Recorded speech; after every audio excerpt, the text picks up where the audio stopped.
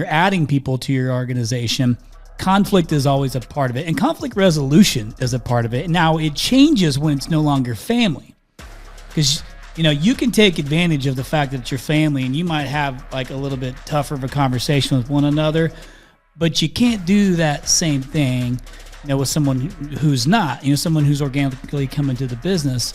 But conflict resolution will always be a part of business, because you have to learn how to resolve it in a professional way.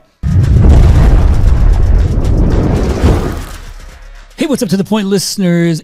It's your boy, Cristiano, the host of To The Point Home Services Podcast. And I got my co-host who's joining me this week, which I'm excited about. He is in Texas. That is the Lone Star State, for those of you who don't know. And he's growing out the beard, so he fit into Texas. The question I had is, did you wear the cowboy hat too, Chad? So I actually asked somebody, I saw a guy walking through, and I was like, do you think I could pull off a sport coat with a cowboy hat walking through and like being serious about it? The guys I were with told me that could not be possible. So no, I have not ever worn a cowboy hat. So maybe one day. So note to self, to all of our listeners, my co-host Chatty P, also known as 22 Savage, cannot pull off the sport coat and cowboy hat in the great state of Texas.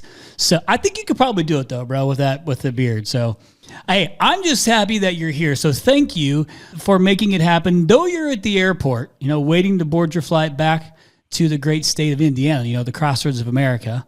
And I'm just happy to have you on here. But I'm excited for our guests today. And I've never even met our guest today. And what's cool about it is how I even became aware of our guest and her company was through a really good friend of mine. I've been had a relationship with for lots of years. Awesome leader, woman leader in the business. Bryant, from the Bryant gang, women in Bryant was it Bryant women in Bryant or some shit like that? It's the Bryant Women in HVAC. Did I get something like that? I don't know. There's something along those lines. You nailed it. Thank you, Charlene Ierna, who's a total badass down in Florida, and Charlene and I go way back, and I've just always respected her. She's been awesome, even to this day. We're still good friends today, and she's the one that made me aware of our guest, Rachel, also known as Rara to some. That's right. Or Rach, That's right. Whatever you want to call her. And she is the CEO and co-owner of AGS HVAC Services in Westport, Mass. Is that right? Westport? Yep. Which is, about an hour or so south or hour-ish south of Boston? Is that right? In the country? Yes. Yep. Yes. So you a country girl? I am. You're a country I am. girl? Speaking of country, just a few weeks ago, I went to Stagecoach. You ever heard of Stagecoach? No. Stagecoach is like the country version of Coachella. You know what Coachella is? Yes. Yeah, that's what it is. So basically, it's a 3-day festival where Coachella is, but it's all country music. It was amazing. Chad, next time you should go, because I know how you love to sing along to all country songs. That literally sounds like my worst nightmare. I told my wife, I was like, oh, Chris and Anna are out at Stagecoach. She goes, I hope you don't want to go because that sounds like your worst nightmare. I was like, yeah, a lot of people in a small area and a lot of things going on. Yeah, that didn't sound like me, but it looked like fun. Okay, we'll stick to the Indianapolis 500, which we will be at here in a few weeks. So I am looking forward to that. But Rach, welcome to the podcast. Are you excited for today? I am super excited. Thank you for having me. If you weren't excited, would you have admitted it? No. Perfect. Well, what's going to be awesome about this episode for all the listeners is, and when I have Rachel share a little bit of the story of their business, it's not a big business. That's what's cool about this episode. We have a lot of listeners that reach out and say, hey, can you start to bring on some smaller contractors so that way we can kind of hear where they're at, what they're going through, today, decisions that they're making today. And that's what makes this cool, because I'll bet you, in chat, we were talking about this, I can't remember how many episodes or so ago, about how the blocking and tackling, that you learn in the beginning, some of the basic, X's and O's are things that some people need to get back to. And Rachel's kind of in it, she's in the thick of it. And, it's excited to be able, I'm excited to be able to share your story and your progress, as a still small, privately held business, in the tri-state area. So I'm excited to get into your story. Before I get going I just want to give a quick shout out to a huge Chad Peterman fan who also just happened to be listening to the podcast and is friends with one of our employees at Rhino, Lana Clough. So shout out to Lana Clough. Thank you for being a loyal listener. We appreciate you. Chad would say something, but he's on mute. So I'm going to say, nice to meet you, Lana. That was my Chad Peterman voice. Well, thank you, Anna. I really appreciate that. It's Lana. Look forward to meeting you. Lana, whatever. Reach out anytime. What is it? Reach out anytime. Hey, by the way, Rach, I'm assuming you're a Celtics fan. Is that fair? Yes. Okay. And we're doing good, of course. Yeah. Okay. So let's not go too far. Okay. Let's just chill out a little bit. But I don't know if you heard this or not, but Chad, I don't know if you heard about this, but there's some rumors that Edey might end up being a Celtic. Did you hear that? Some predictions that old Zach Edey could be a Boston Celtic player next season. Well, the best thing the Boston Celtics have going for them is they have a man from Indiana running the team in Brad Stevens. That's right. Unfortunately, a DePaul grad, but an Indiana man nonetheless. And yeah, they look really good. God, if your fifth man can put up 25, you're doing pretty well. So Pacers are on the other side of the bracket. Need to pull off an old school victory against the Knicks and maybe facing the old Celtics here before long, hopefully. And I'm hoping that it happens while I'm in Indy. I'm hoping That'd be perfect. maybe yes, it would. Well, the Phoenix Suns are out of it. So let's go ahead and move on. All right. That was a great conversation. We're moving on. So, hey, Rachel. Okay. Hey, so welcome to the episode. What I want you to do for our listeners is go ahead and let them know exactly what size the business is. You can just do end of last year. That's fine. So that way they have some frame of reference for the size of the business. And then let's go ahead and just walk it back to how you got into the trades from being a nurse of all things. So let's go ahead and start there. We'll walk it back and then we'll ask a little bit of questions along the way. Okay. So last year we ended at 3.5 million in revenue, and there's about 18 of us. Okay, now 3.5 million, and you're which services? So we're completely HVAC, just HVAC. Right, commercial. You're doing a mixture of commercial and residential. Yep. So 50% commercial, small commercial, package rooftops, and about 50% residential service, swap out, and residential new construction. Got it. Okay. So the market that you're in, like the area that you're serving, is kind of roughly what in population? Since you're not in Boston, you're much south, further south of it. What's like your area there? Because you're tri-state, but what does your potential look like where your service area is? Population, how many people are? That is a great question. I don't know the answer to that question. How many? Because we service most of Massachusetts, most of all of Rhode Island, and most of Connecticut. So, okay.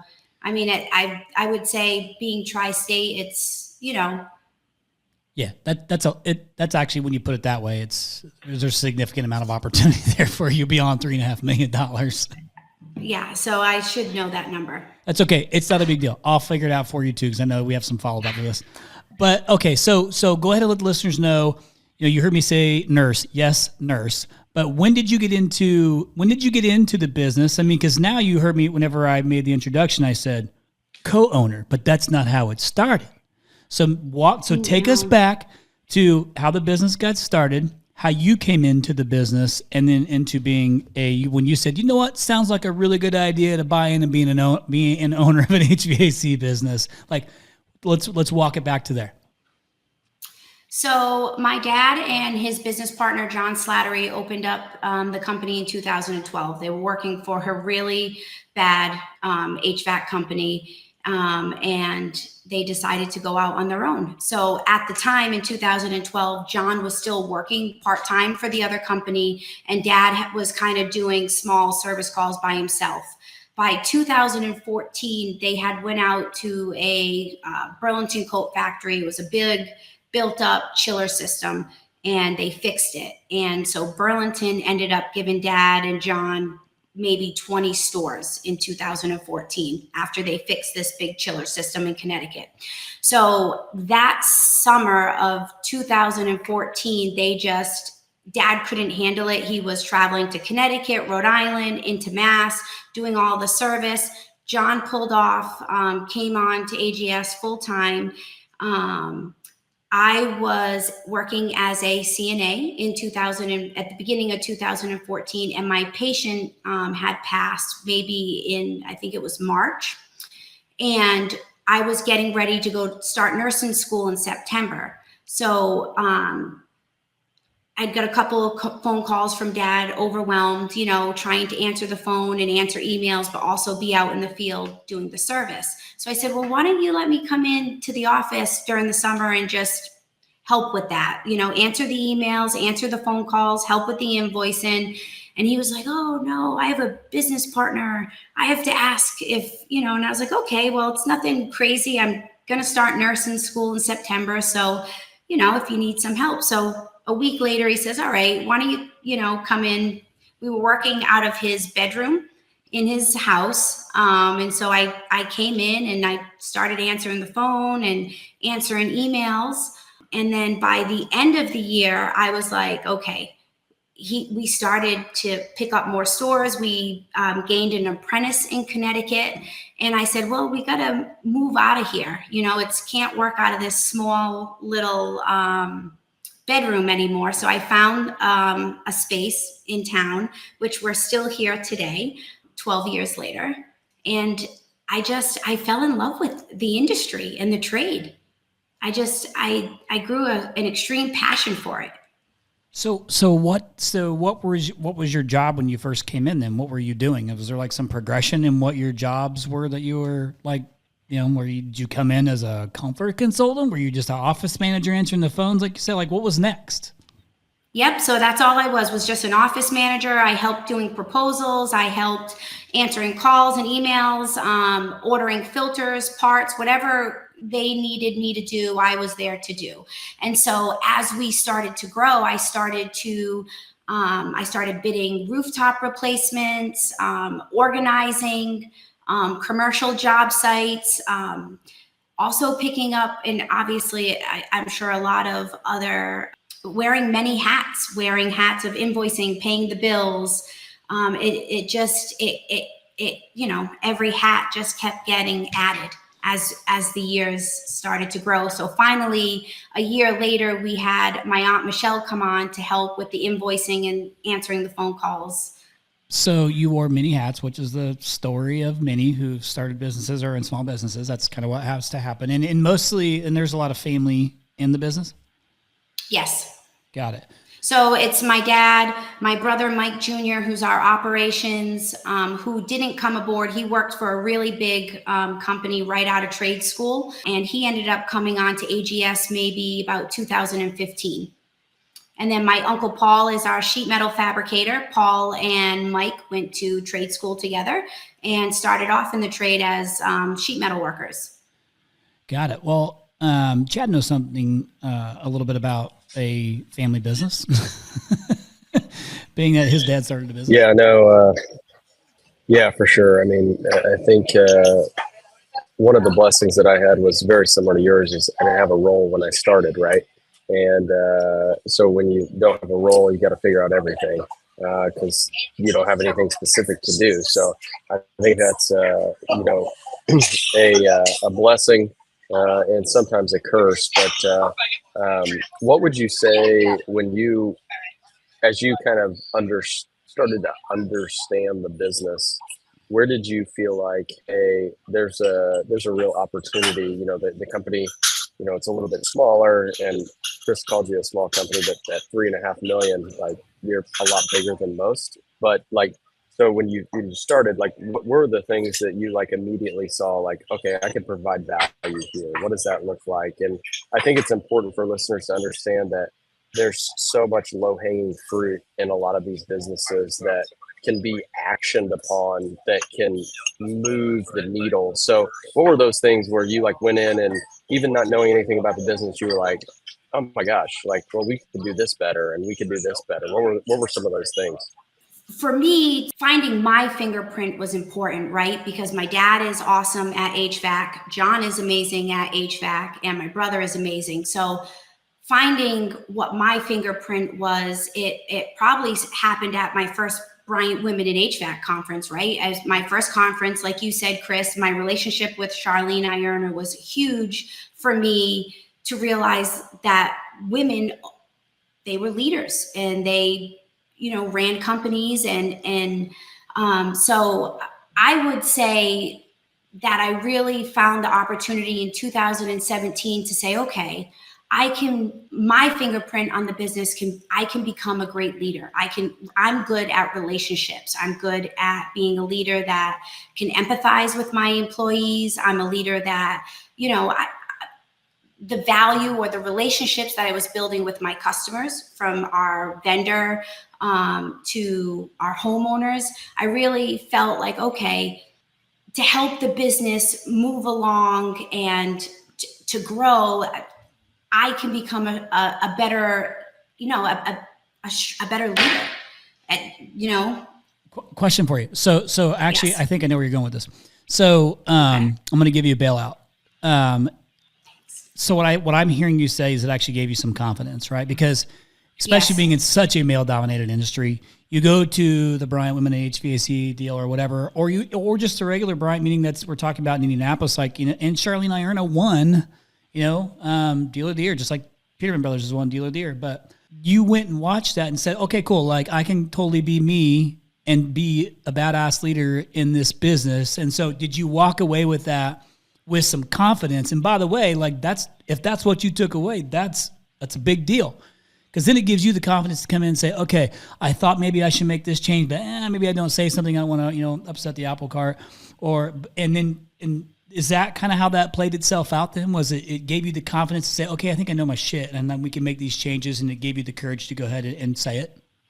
Yes, absolutely. So in 2017, we didn't even have a website. So coming off of that conference and coming back to, to my dad and John, who are very old school, and it was very difficult to say, hey, we need to spend marketing dollars. We need to have our trucks wrapped. We need to have a brand, so coming out of that conference with the confidence to say, okay, these are the changes I think we need to make, to get better. Yeah, and you guys now, okay, so if I get this wrong, just correct me. But you said the business was started in 2014. Did I get that right? 2012. Yeah, 2012. You came on in 2014. Yep. Got it. Okay. Well, hang on a second. When did you decide to, or when did you get the opportunity to buy in as an owner in the business? What year was that? 2022. Okay, so we're not too far off of that. So in that gap, did the company finish last year the largest it's ever finished at $3.5 million? Yes. Okay. Yep. So those years in between, was it pretty flat for the most part? Like it was pretty consistent. You kind of knew what to expect. Yes, and we were steady 2 million in that from I would say from 17 till just last year, 23. Got it. So is it a coincidence? Is it a coincidence that it stayed flat for so long? You come on board, as a co-owner and CEO, so you're leading the business, and now you start to see some growth. Is this a coincidence, rah, or is it not? So there's a lot of changes that I made last year coming aboard, right? And so just as nobody in this family business went to college or said, I want to be an HVAC owner, right? We got 2 owners that just were really good at HVAC. So it was like, okay, well, what do we need to do to get better and grow? So last year in networking, listening to the right podcasts, reading the right books, it was like, okay, we need to know our numbers, and we need to have data. We need to measure our business on metrics. And so implementing Service Titan, getting a real website. I think we had like $100 website for like 7 years. Setting goals. So me and my brother made this whiteboard with a chart, and we said, okay, if we can do this every month in revenue, we visually wrote out our goals. And so my brother was a big part of that growth. Our friendship and our partnership is huge, but we also wanted to be able to offer our employees better salary, benefits, and everything that they need to do to provide their family. And it was like, okay. And of course we want this, Service Titan and all these great tools to help us measure our business. So that's going to take making more money. I want to ask you one question, because this was one of the things, being in a family business myself, that I want listeners to understand, because I know there's so many family businesses out there, and you have the second generation come in and you've got a different vision for where you want to take things, and you've got this first generation. What was that conversation like with your dad when you said, hey, we need to spend money because I want to take this somewhere? And really what I'm getting at is, like, what was your dad's reaction to that? And most importantly, and where I think you can help listeners out, is how did you sell that vision to him, that, like, hey, we're going to take this to the next level? So it was really hard, to be honest with you. Like, he is, like you said, first generation, and he's very old school, and he's very old school in his leadership style. And so getting him to not let me, because we're business partners at this point, right? But selling him on spending the money on marketing was very, very, very difficult. But he kind of took a step back last year and kind of said, okay, I'm going to let you and Junior kind of take over. But I'll be honest, right, transparent, with 2024 starting off slow, it was like, well, you're spending too much. We clashed I would say in February, we probably had one of the biggest arguments that we've had in a really long time, right? Because here I am spending this money on SEO campaigns, saying, okay, we're going to prepare for this first quarter. We're going to prepare for what next year is going to bring us. The new website, rebranding and rewrapping all of our trucks, a new fleet, spending money on Service Titan, review, but things to pull our Google reviews. He didn't understand that, Chad. Telling him that we need to have Google reviews, it's like, it's really hard. And to this day, we still butt heads. He's my biggest challenge. Yeah. So I asked you that question selfishly, mainly because I know that my dad listens to this podcast pretty regularly, and I wanted him to hear this piece. Shout out to Pete. But no, yeah, love Pete, great guy. But yeah, and for me, and when you said your dad took a step back, like, to me, it's the most selfless thing, because they've created this thing from scratch. It's the hardest thing to do in the world, and they've handed over the keys to the second generation to go do something. And naturally they're going to have, hey, I don't understand why we're doing this and all of this stuff. And I think it's really, the onus is really on the second generation to explain that to them and then prove that out, which it sounds like that you're doing. And there's going to be like, hey, I don't understand this. I'm not really sure why I'm doing this. And I think that's perfectly normal. Like, I think so many people run up against that and they're like, oh my God, we're doing something wrong. It's like, no, that's normal. Like, they're going to have that attachment to their baby. Like, yes. That's what they created. And now you're taking this money and you're spending it in different ways. And they don't even know what SEO means.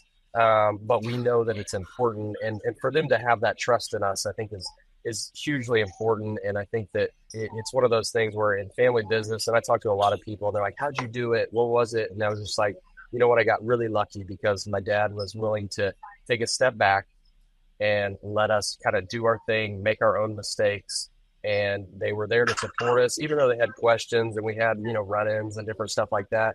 The thing I'm most grateful for is the fact that he let me be stupid, and I still am, and make dumb decisions and do all of this. And he's just there to support us. So I think that's hugely impactful. But I also think it's our superpower as a family-owned business, right? Because you have that person in your corner who's believing in you the whole time. And it's just, that's what propels you. And I think that that's the thing that as family-owned businesses we need to harness, is that while there may be disagreements, there may be misunderstandings, at the end of the day, knowing that someone trusts us to take it to the next level is hugely important to our own kind of psyche and ego and all of those things that are playing into that. Did you feel any of that as you're like having these disagreements, but also he let you do it, right?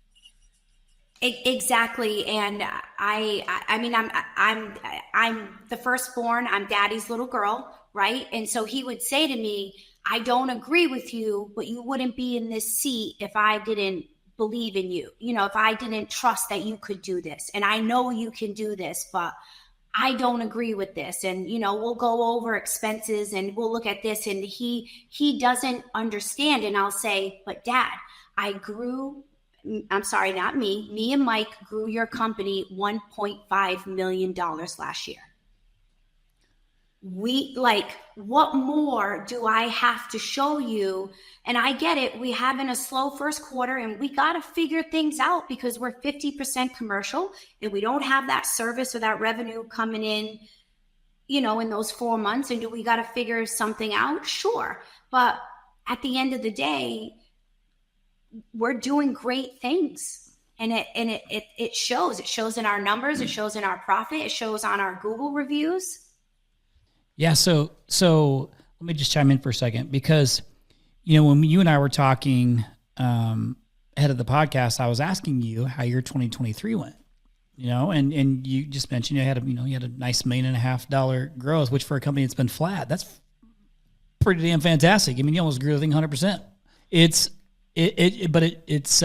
still new, right? So you got one quarter that doesn't go the way that, you know, that it's used to going potentially, or that it, you know, I think that happens. And I've not been through a generational business like both you two have, but I could see where that would still be like, it's still a little bit too new. Like I told you, you know, but I love that he said to you, hey, I wouldn't have put you in this position if I didn't believe in you. And you got to stand on that. Like, that's what you stand on. And you're already like doing a good job of recognizing, because you're catching yourself, because it's we, not, you know, it's not I, it's, you know, we are building the business. But you are doing something right. Like, it didn't stay stagnant all those years and then all of a sudden just miraculously grow $1.5 million in 2023. If it was 2021, 2022, different story. Then it's easier to say. 2023, you grew at $1.5 million. That's good. That's fantastic. So you did prove yourself. You know, you started to make some changes, and I'm sure he has to understand some of that or feel some of that somewhere, no matter how old school you are. He sees that in the numbers if he's an old school P&L balance sheet guy. Yeah, he does a little bit. It's even hard because things that we need to, you know, the communication, sitting down, he didn't understand that I wanted job descriptions. You know, it's like, no, Dad, it's not just be here for another year, you get another dollar. We need to be able to hold these guys accountable. They need to know their path. They need to have clarity. They need to know their growth. So there was a lot of things that he just didn't understand because he's a tradesman. So sitting down and having a meeting, he would be like, it's a lot of fucking money at this table, Rachel Ann. You got your service manager, and it's like, yes, but Dad, if we all don't have the same vision and we're not on the same page and it's not going to work. And we have to, from our service team to our install team to our management, like we have to have the same vision and the same goals. It's a struggle. Yeah. And you have to have everybody's belief too. I think this is part of what makes this work for you, is that you can just get put in a position, like came in out of, like you came up through the business a bit, and, you know, and you probably earned the respect of some of the people too, because the business was smaller, didn't have that many employees at the time. And so you did earn that respect, but people got to want to be led by you too. Right. And so what you can do for them matters. How you treat people matters, you know, but the business, has a goal, and everybody has to be marching towards that same goal. And that's your job as a leader, and your management, anybody in management's job as a leader, to continue to guide them down and support them and remove hurdles and all the things to get them to go down that path. So that's being a leader. I know that, like, Chad has a ton of good feedback on leadership. I mean, he leads a huge group of, you know, people at Peterman Brothers, but you have to try and do things, you know, for them too, right? You got to make the business. You got to make the business appealing for people to come and work at as you're growing, because you can't grow the business without bodies too. Now, absolutely, and just creating a culture that, you know, making sure that people want to be here. And I want to ask this question real quick too. I was listening to another podcast that you had done before. I don't remember which one it was. I think there's only a couple that I think you had done before that you sent me. And you had mentioned on there how raising your prices in 2024 was a really hard decision to raise prices. I remember being in business in the beginning of building the company back when it was called Brickyard Marketing, back in the day, early 2008, 2009. And I thought, I'm going to keep my costs really low, so it's really appealing for somebody to use my business because we're new. We needed customers. I'm glad I learned that lesson early because I was not charging enough. And it was okay to raise my prices because I was worth it. The value was worth it. And I struggled for years because I kept my costs too low, and it didn't allow me to do the things in the business I wanted to do fast enough or grow it the way I needed to grow healthy and add the different benefits to employees as we scaled. So I owed it to myself and to my employees to increase our prices for what we were providing. It is a hard decision. I want to know why raising the prices for you was a hard decision in 2024. Just being scared of losing customers. We have direct accounts with Planet Fitness, Ace Hardware. We have some great direct commercial accounts, some restaurants that we do great revenue with. And so and obviously our residential maintenance, and then our residential service pricing. And it was like, okay, what is our customer's reaction? And it wasn't, we didn't have any bad feedback. And you know why? And so for me, it was, okay, our guys are trained, they're NATE certified, most of them are licensed. If not, they're on our apprenticeship. We're going out and providing great service. So we're giving that value. So, like I told the team, we shouldn't be scared because what we're charging, we're providing great service for that price. And so it was scary, but we ended up having great feedback from it. Yeah, Rachel, I think that there's an important point here to make, and especially to a lot of companies that are on the growth path and everything. Like we hear all the time from podcasts, from social groups, all this stuff like raise your price, raise your price, raise your price, raise your price, and they're not wrong. But I think what you're doing and the steps that you're taking are the correct ones, because you can't raise your price unless you are actually providing the value to substantiate that price raise. And what you said, our technicians are certified, they're licensed, all of these things. Like, what I would tell listeners is don't go raise your price if you can't provide a high level of service. Don't go raise your price because everybody told you so. What you did, I think, is something that people need to take away from this is like, you have to work on the front end to make sure that the service that you are providing is worth that. And I think so oftentimes, and there's a lot of people that, hey, we're not charging what we should charge, and our technicians are licensed and they're certified and background checked and all of these things. But to me, you're doing it the right way, is you're really working at those pieces of the puzzle.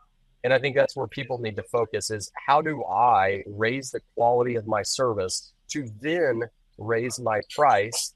And I can feel good about it because I'm worth it. It's the people who just go raise their price and they're like, well, yeah, I just got a bunch of guys running around doing whatever. And it's like, no, you shouldn't raise your price. You should probably actually lower your price. But when you start to work on your company like you're doing, to me, that makes sense. And I think that's the piece that is often left out of the puzzle that I think you're doing a fantastic job of. And I think a lot of people can learn from in that space of like, hey, we got to work on ourselves. We got to give these guys paths to progression. We got to, figure out what this looks like. And to me, that's really admirable. And kudos to you and your team for realizing like, hey, how do we build our company so that it's actually worth a more valuable price out in the market? So good for you. That's awesome. Thank you. That was very nice of you, Chad. Hey, when people are doing it right, we need to let them know, because there's a lot of people in our industry that are not doing it right. And hopefully what we're talking about today and having people on like Rachel who are doing it right, like these are the examples that we need to lift up the industry as a whole. Because we're always going to be looked down upon if we don't actually provide the value that's associated with the price that we're charging. That's right. Yeah, absolutely.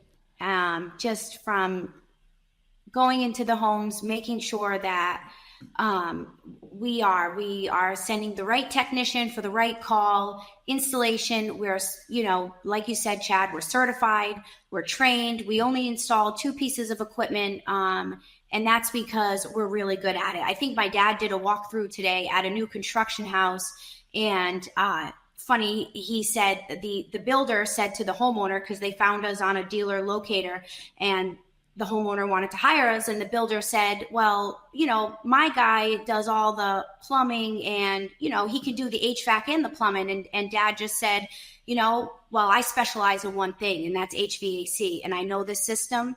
My guys are factory trained, and I'm going to provide you with the best value. Do you want a plumber coming in and, somebody that does plumbing to install your HVAC? And dad said, you want an electrician installing your mini split? And so, thank you for recognizing that, because we definitely pride ourselves on that. So let's do this real quick. You've been the co-owner and CEO since 2022, correct? Is that what you said? Yes. Okay. Yep. So let's call it a year and a half. You've been the leader, right? You've been you're co-owner, but the leader, you're CEO. So what have you guys, and maybe this has been multiple things, but what have you recognized as the leader of the business that you guys have been doing really well? Like, what have you recognized? Hey, this is what we're doing really well. So as a business, I think we're really strong on residential install. I think that that's what we do really well is install. As far as in the office, as an owner and leadership, I would say connecting with our employees, but I think we do HVAC really good.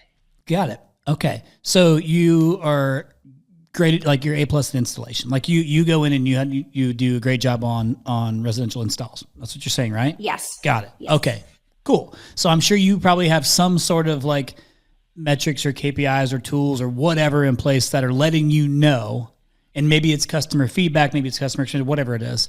Maybe it's a lack of callback. I don't know what it is, but whatever it is, like, hey, this is like this shit we got locked down. Like we got installs, like we're money on installs. Cool. What have you found that you're doing that is a challenge for the business that you're trying to fix? Because by the way, at that size, there's probably still plenty of them, but is there anything in particular that stands out to you? You're like, okay, this is what I'm experiencing right now. And I want our listeners to hear specifically what you say at the size that you're at and the time frame that you got there. That's why it's important to me that you're able to share, hey, these are like one of the biggest challenges, or this is the major challenge that I'm facing right now. Communication. We struggle with communication. You know, like I was saying, we have 3 owners, getting that vision on board and together. We were just family for a really long time. And so now we have multiple employees. And so we struggle with communication. Got it. So, all right, Rachel, go ahead. Hold on, Chris, I got something here. This is good for listeners. This is something I've learned literally over the last month, and it'll help Rachel too. All right, so communication, it will always be the bane of your existence. It's awful. And the reason, what I found out is when we struggled with communication, what I first turned to was like, well, I'm just going to communicate more. I'm going to send out more emails. I'm going to do more of this. I'm going to do more of that. And everybody's going to think it's great. But the problem is, and what you're recognizing is it breaks down. Once it leaves that room, it breaks down before it gets to the field technicians. So what we've started to do is we have a meeting. And then once we get wrapped around that idea, then I'll shoot a video and explain it. And that's the message that goes out to our technicians, because the message gets so distorted all the way down that it needs to come from, hey, this is what we decided. This is what it is. So just shoot a quick video. And in that service meeting, it's service manager, play this video. We're going to explain it.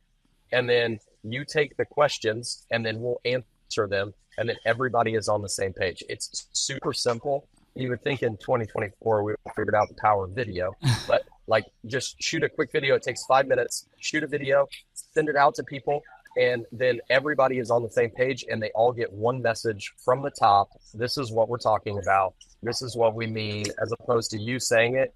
Your service manager like takes his own liberties because he doesn't want to hurt the feelings of the technicians and this, that, and the other. And you just explain the why behind, hey, this is the change we're making. This is why we're doing it.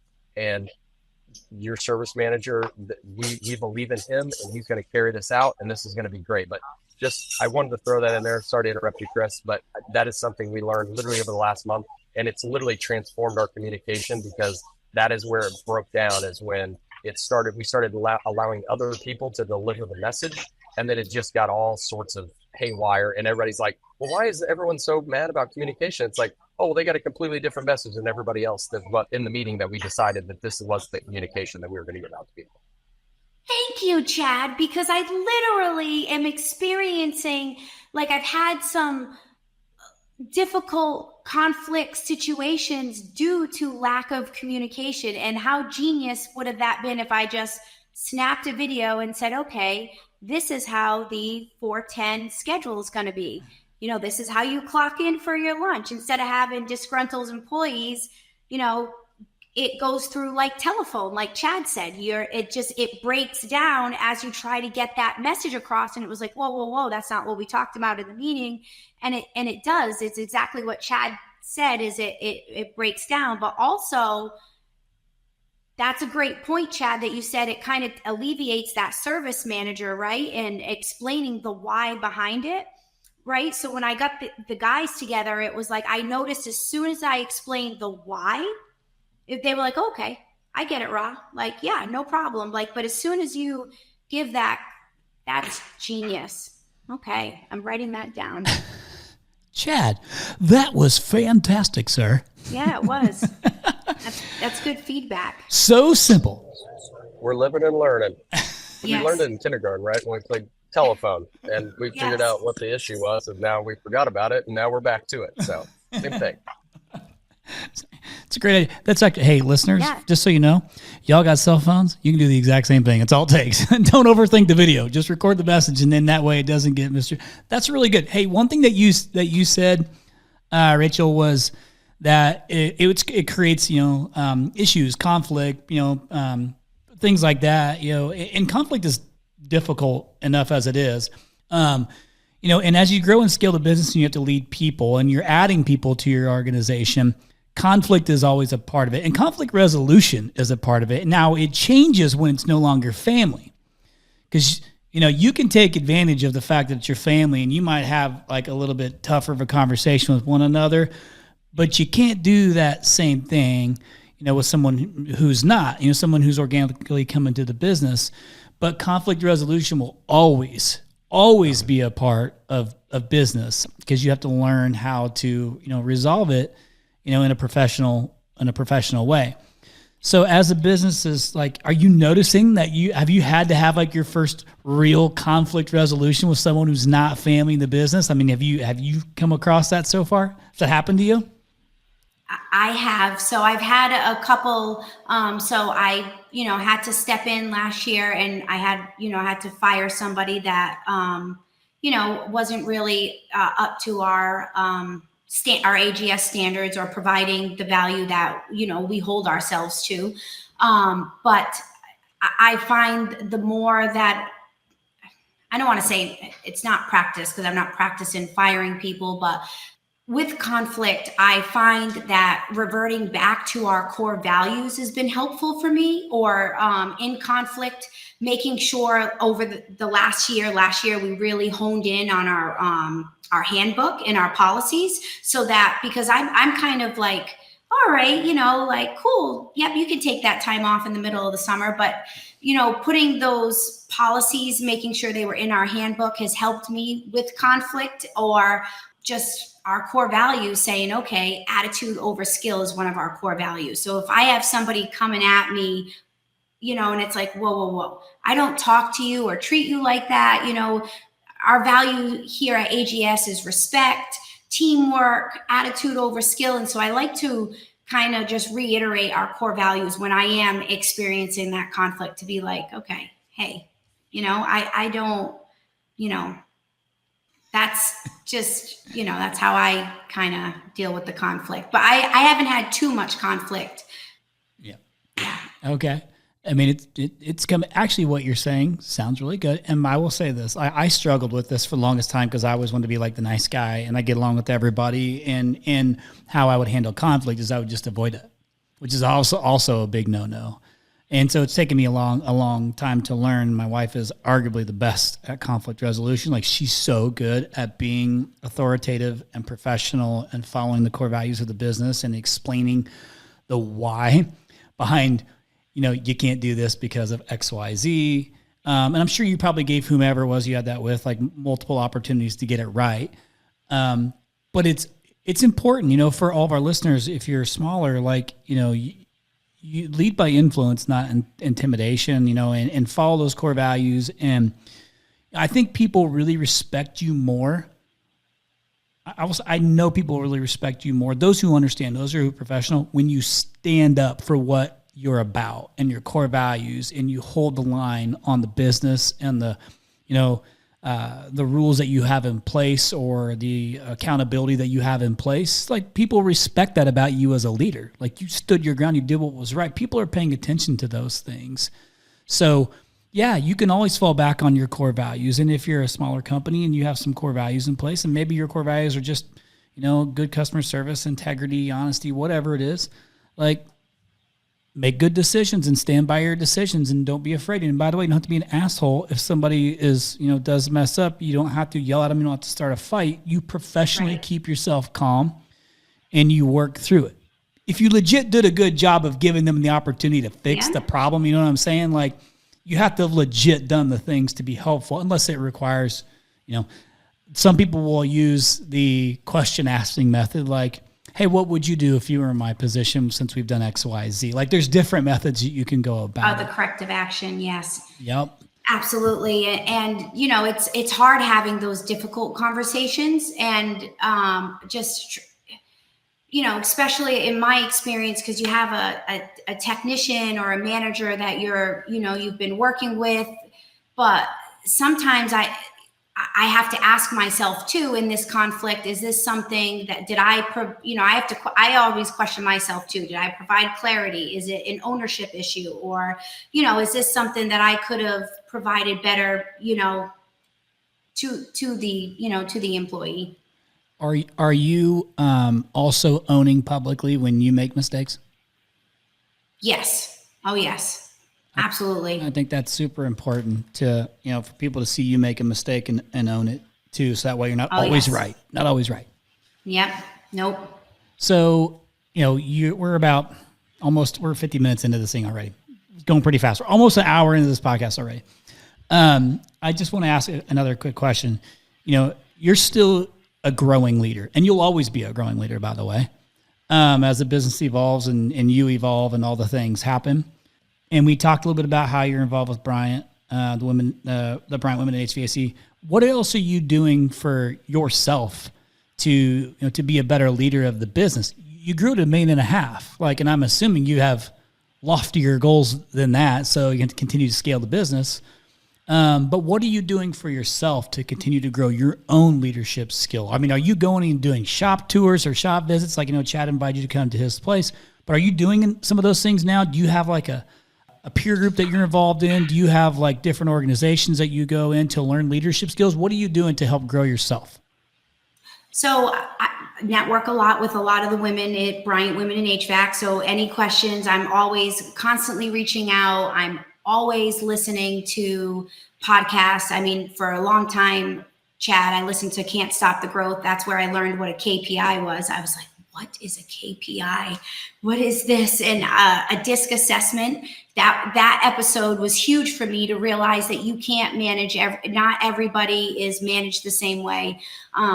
So constantly conferences, networking. I would like to do more shop tours to see what are they doing that I'm not doing that I could be doing better. Any kind of book I can get my hands on, just constantly trying to grow myself. Chad, what advice would you give her on if she's going to go and visit shops, like shop tours, things like that? What advice would you give her on the who to go to? Would you give her any, like, do you want her to, like, your shop is a big shop. She's nowhere near where you're at, but you weren't that far away from it, like in last decade.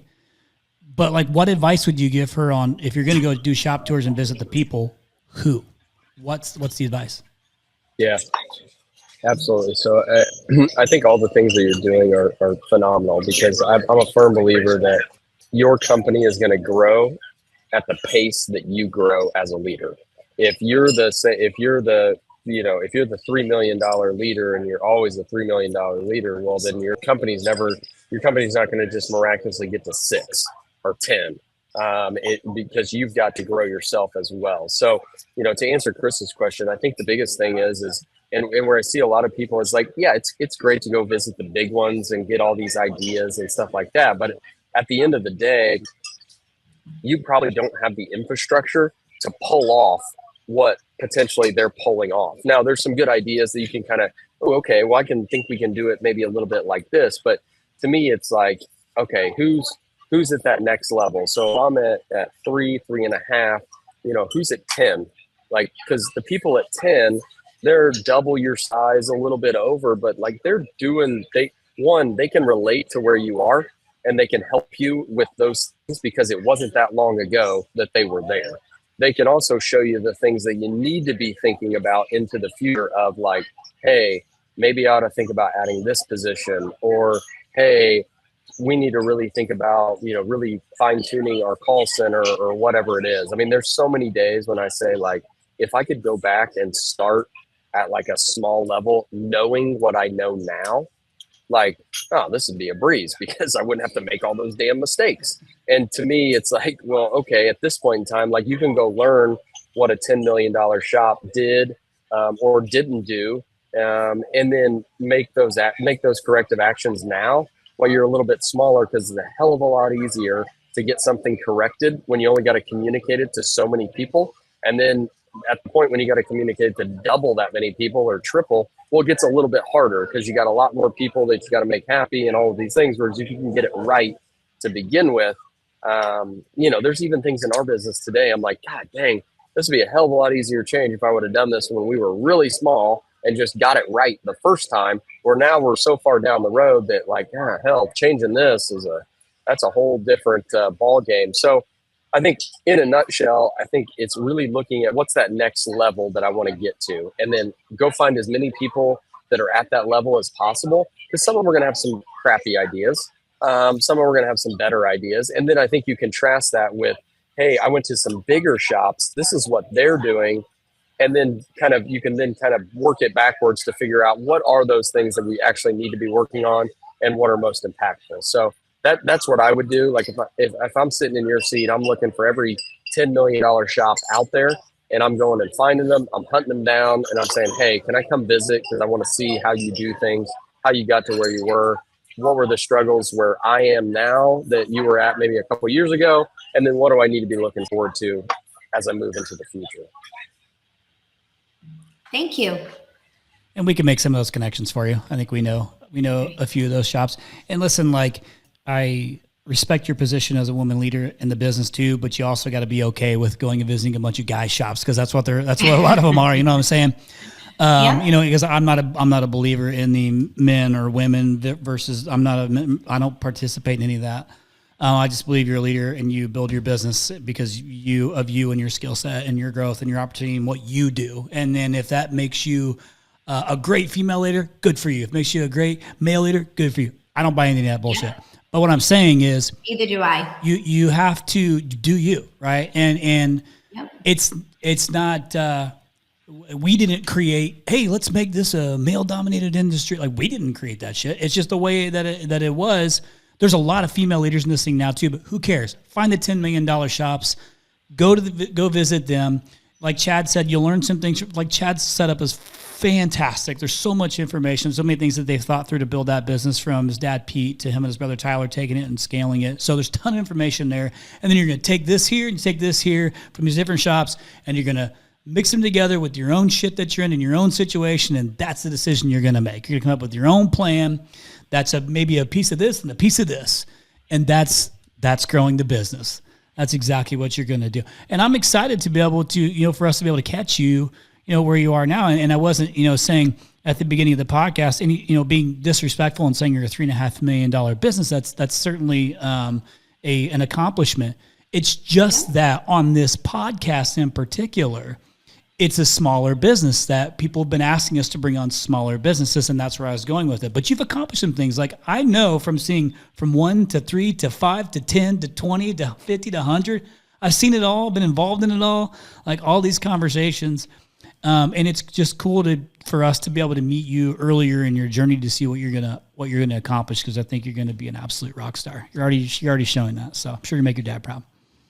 Well, thank you. I appreciate that. I was extremely nervous to come on today, and I know I've seen so much of what Chad has done, and I follow the his podcast, and you get the what was that? I think it's a Plumber's Magazine, and to see him and his brother on the front cover and what they did with the training facility, and I was really nervous because I'm like, I don't know what I have to share with people, because I'm still learning and I'm still growing. So, but like you said, I'm extremely proud of the growth that we had in the last year, and me and my brother don't plan on stopping. So, well, you're never gonna stop growing. That's a plug to Chad. Can't stop the growth.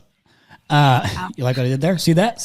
No pun intended. No pun. Totally pun intended. Totally pun intended. But one thing that you hear consistently too is even these big guys, the majority of them are still students. They are still students. Chad's still going to all kinds of places and learning. Chad's still listening to podcasts.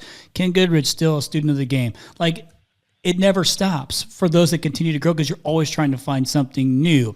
So don't pigeonhole yourself into, I'm just a $3.5 million company. What do I got to offer? Because you got to get that bullshit out of the way. Because there might be some things that you're doing now that somebody's like, oh shit, yeah, I got to get back to doing that. All right. Would you agree, Chad? Yeah, absolutely. I mean, hell, I'm recording this from the airport in Dallas. We were down here with my executive team. We were looking at a moving company that has 90 plus locations across the entire U.S., trying to understand how they market in 90 different markets and, doing all of these things. I've never been so energized in my life, seeing like, hey, this is what we're trying to build. And seeing what they're doing and like all the technology and all of this cool stuff. And so, yeah, you're right. I mean, like the day you stop learning is the day you stop growing. That's right. And if you're not out there trying to figure out new ideas and do different stuff like this, and, Rachel, while you may have been, nervous to come on here, sharing your story is helping so many others. And again, like we learned earlier in the podcast, you're learning too from just being on here. I mean, hell, the reason I do my podcast, and I'm sure the reason Chris does this one as well, is we learn just as much asking the questions and finding the answer. Like, oh shit, I didn't even think about that. 100%. That makes sense. I think it's really awesome to see our industry specifically that is just really leaning into sharing all the information that we possibly can with each other. So that everybody can get better. I mean, there's enough work out there for everybody. It's not like you're sharing something that like is going to be like a trade secret and no one's going to know about it, or this is going to be guess what? We fix furnaces and water heaters. Right. That's what we do. Yep. Like there's not a whole lot of secrets here. The minutia behind it, yeah, we can get strategic and we can figure it out, but we can share that with everybody and we can all get better and all move each other forward, which is really the reason why I love this industry, is because we get to sit on here and talk shop, figure out, how do we help people and how do we move all the companies in the trades forward, which is really cool. There was one point when Chad and I were talking about thinking outside the box. I'll just throw this out there real quick. Chad, see if you remember this. I don't even know where it went because you and I never followed up on it, but I had I brought on a memory coach onto the podcast that I had met at like a conference that I went to a few years ago. And I thought, man, if I could just remember shit better or faster, or maybe I could I could be better. I could be faster because I'm doing less like rereading or restudying on things. Like I just got to remember shit better because I'm ADHD. And then I was like, Chad, I got an idea. What if at Peterman Top Tech, you brought in a memory coach so that way that your new students could learn the schematics better or like whatever the trainings were faster. You think that would work? I don't know if that ever panned out or not. Point being is, yeah, it's a little outside of the box. Weirdly enough, I was literally sitting at the same table that I'm recording this from, and I was talking to one of the guys that's here with me, and he got an email from Nelson, and we were talking through the memory coach stuff. Like, oh yeah, remember this? I sent it over to you. We're trying to figure this out. So weird that you said that. Literally, that happened 30 minutes ago. Point being is we're trying some different shit, okay? It doesn't always need to be the same thing. I was just thinking, well, it seems to make good logical sense to me. If you can remember things faster or better, you can learn quicker. Anyhow, yeah, Chad's exactly right. Like, it's been since 2020 we launched this podcast, the second week of January 2020. All these episodes, a lot of fantastic guests, and it's a constant education for me. And I'm grateful for it. It's equally as fulfilling for me to give back to all the listeners. We have a huge, massive listener base that it blows me away that 4 years later we're still doing this shit and people are still listening and it continues to grow and scale. But part of that is because we bring on the right guests that those can listen to and be relatable to, right? Or to understand and learn from, regardless of size. So, Chad and I met, we're from the same area, but we met through business, and then he listened to the podcast and we became friends and, and we are constantly talking shop and just talking about different things because that's what we enjoy doing. It's just part of, fun. Outside of his alter ego, 22 Savage, we talk a little bit of shop. One of these days we'll let you all the listeners in on what 22 Savage is. That'll be a later date. But Rach, listen, super excited for you and your journey and where you're at. And really, you're just kind of getting rolling on this thing and you're having some success. And though Q1 was challenging for you, I have no doubt that you're going to kick this year's ass. Do you have a goal for the end of this year? Do you have hey, what's my number I want to be in 2024? Yes, we do. We definitely want to try to hit at least 4 million. Good. So good for you. Yes. Get it done. Get it done. You should fucking slam dunk that one, by the way. Okay. Yes. Slam dunk it. So you'll have all the support in the world. And that's part of what's cool about being on these things too, is we start to develop friendships and relationships and then just another couple of people that you can rely on for help along the way. So I appreciate you giving us your hour and time and sharing your story and being vulnerable with it. And I appreciate the both of you and sharing your knowledge and sharing your time with me. Well, it is our pleasure. Chad, I appreciate you making it happen from the airport there in Dallas, Fort Worth. And it was good to see you on here this time because last time I got to bust your chops without you being on here.